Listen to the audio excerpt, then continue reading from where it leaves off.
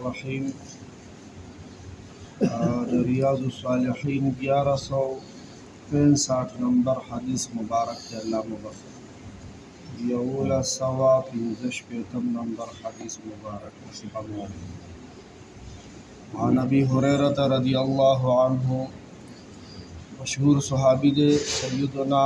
حضرت ابو ہریرہ رضی اللہ عنہ اللہ دی تراضی شے ان رسول اللہ صلی اللہ علیہ وسلم قال بتحقیق سرا تحقیقی خبر دا شک شبہ بکی نشتا اللہ رسول صلی اللہ علیہ وسلم قال فرمائلی پیغمبر علیہ السلام فرمائلی یعقد الشیطان وی شیطان غوٹی تڑی غوٹا نی د پڑی غوٹا د صادر غوٹا تڑی علی قافیت رأس احدکم د سر پتاسو کی دی یو کس د سر په قافیه باندې شیطان غوټی تړي تاسو کې دی یو کس په سر کې په قافیه باندې سباندې قافیه الرأس آخره د حدیث خدمت کون کی عالمانو بیا خواریا نکړي دي معنی بیا د مشکل لفظ بیان کړي دي د قافیه معنا دا ده وی د سر آخرنه حصہ چې کوم ځای کې دماغ پراته دي کوپړه وی تاسو کې یو کس داغه د سر په کوپړه یعنی په مازغو کې شیطان غوټه اچي اذا هو ناما دا کله چې کوم وخت کې دا کس ودی او ودو شیطان تاسو کی یو کس لا په دې کوپړې کې غوټه اچي سو غوټه اچي ثلاثه عقد درې غوټه مونږه خو د دې خبرې هر وخت ایمان تجدید کو کنه تازه کو یا چې پیغمبر علیه السلام د الله پاک د طرف نه کوم خبرې راوړي دي هغه سکو هغه سچ منم نه پکې د یو خبرې نه انکار کوم نه پکې شک کوم او نور پوری دا سه قسمه احادیث چې کله راشي کنه نو دا مهرباني وکاو د دې درې واړو خبرو نه به خصوص ځان ساتو انکار شک خندا او دې کې به د خپل عقل اسونه نزغلو نو نبی علیہ السلام فرمایي د دې خبرو تعلق وحی سره دی چې د الله رسول یو خبره کوي د ځان نه کوي الله ورته ویلي مصطفی ہرگز نہ گفتے تا نہ گفتے جبرائیل اشہم نہ گفتے تا نہ گفتے کردگار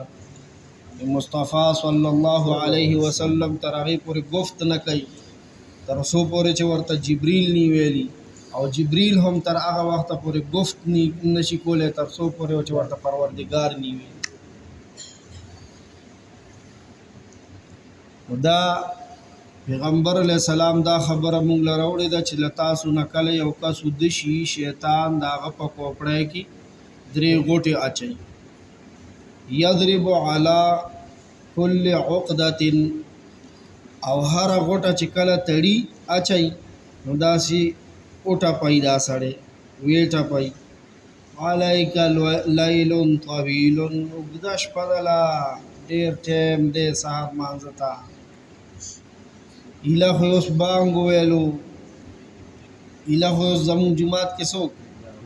بانګ ویلو مړه او مړه بس دا خو اله اوس بجلی رااله 5 بجې بجلی راځي کنه نو چې بجلی پکې ته لګړ خاړې بس بیا خو اخوا خو بیا نو یو غوټه چې وتړي په هره غوټه باندې لکه دا څنګه مور ماشوم د کوي او په دې غوږ داسې څه کوي تپي نو دته څه وایي ودشا علیک لیل طویل اوږده شپه ده لا ډېر څه دی ټیم دی فرقد ودشا فإن استيقظ خو که دا سړی تکړی بیدار شي او بیدارېدو سره فذکر الله تعالی د الله ذکر وکړي بس د الله نامه والي نو که د پاسېدو دعا وله ورځي که نه مسنون دعا د خوب نه د بیدارېدو دعا الحمدلله الذي احیانا بعد ما اماتنا والیه النشور ډیره معنا خیز فصیحه بلیغه دعا ده دا هغه الله پاکی بیانوم دا هغه الله حمد و ثنا بیانوم کم الله چې مونږه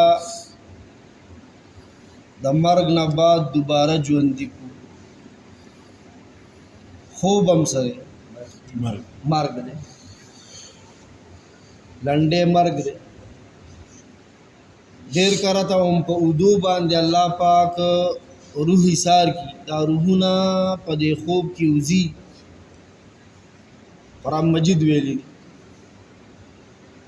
نو چې د کم کسې د مرګ فیصله په اودو باندې کړي د هغه روح بس ځان سره ایثار کی پورا راپرېږي نه دي خیر چې کم کس بیدار شي او بیدارېدو سره دا هوښیارتیا وکړي چې فوراً څه وکړي د الله نوم والي نو دا کومه دعا مې چې وویله د ماشومانو له ورځي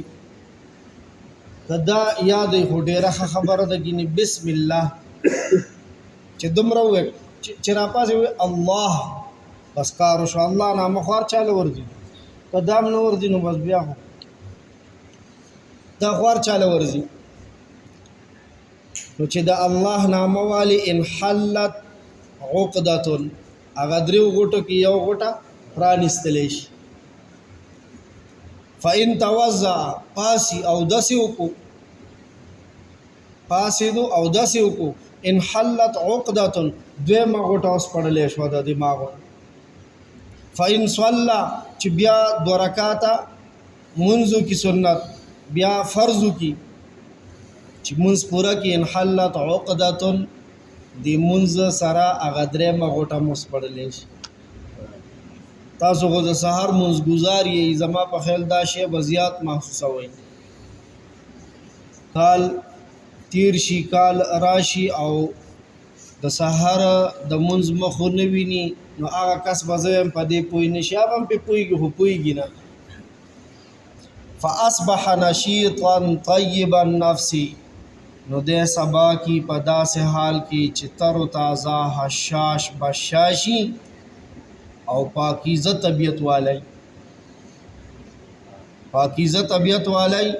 دی پسې مې اوس د سهار د بانګ نه پس کتاب وکتو بل کتاب چې په دې نشیطن باندې خو پوه شوم چې د دې معنا د حشاش بشاش تر و تازه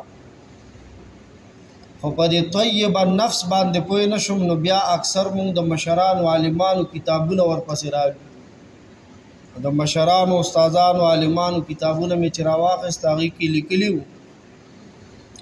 وایي طیب النفس خو خپله لفظي معنا دا ده چې د نفس به پاکیزئ نفس به پاکیزئ په دې هم سم وی پوه نه شوم وضاحت وکړه نو بیا نور وضاحت دا کړی وي دی به دا ټوله ورځ د خدای په رحمتونو کې تېروي او دی چې کم کار ته ګوتې کوي جایز کار ته هغې کې به ورسره د الله پاک مدد به طور خاص شاملټي کوي به ولا کامیابي به ولا الله پاک پکې ورکوي و الا او که داسې ونه شوه د شیطان درې واړه غوټې پاتې شو. دا څه سره سپړلی کېږي؟ اوله غوټه څه سره؟ د الله نوم سره، دویمه اودس سره، او دریمه مونځ سره. دا په چاړه چاکو په تیره شي په بل څه څیزه دا غوټه نه سپړلی کېږي، ځکه دا ظاهري غوټې نه دي، دا باطني او روحاني غوټې دي. او د دې خبر مونږ لا خپل پیغمبر راکړی دی صلی الله علیه وسلم. دا اصل پسله دا خبره درسته ده. نو دا به او د الله ذکر سره او دس سره او مونځ سره سپړلی کېږي. که داسې ونه کړي،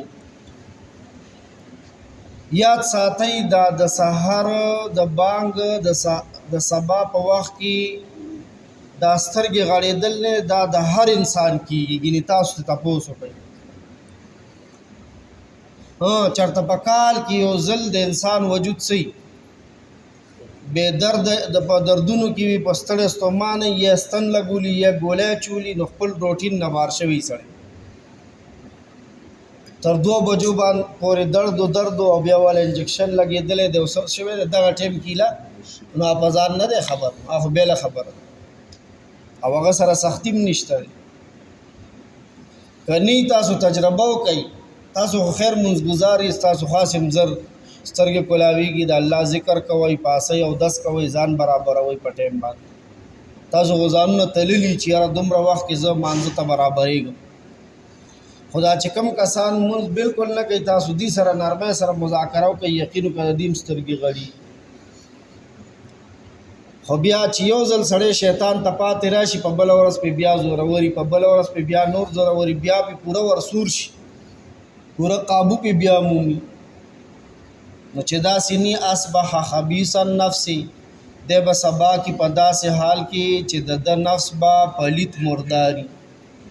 پلیت مردار به که دی هر څومره رمضان له شوړي ورکړي او په ځان باندې